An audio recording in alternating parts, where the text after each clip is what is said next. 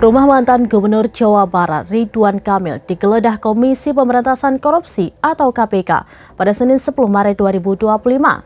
Terkait penggeledahan ini, Gubernur Jawa Barat saat ini, Deddy Mulyani, memberikan responnya.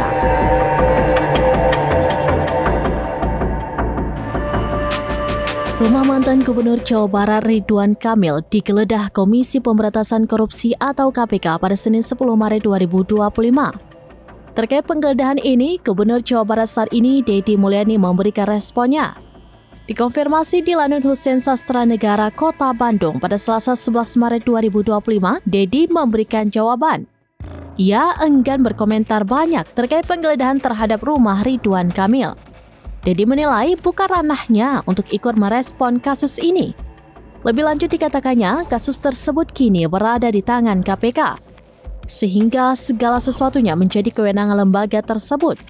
Sementara Deddy memastikan pelayanan bank swasta di Jabar yang diduga terjerat korupsi masih berjalan. Pemprov Jabar saat ini tengah berupaya mengembalikan kepercayaan publik di tengah isu dugaan korupsi yang berkembang. Diketahui tidak hanya rumah Kang Emil, KPK juga turut menggeledah sejumlah lokasi.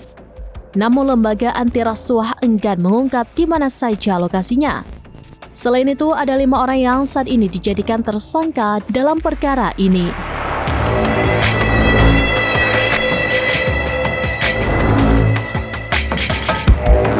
Demikian informasi terkini Syedar Alun. Saksikan terus beragam informasi lainnya. Coba like dan share seluruh akun serampinews.com.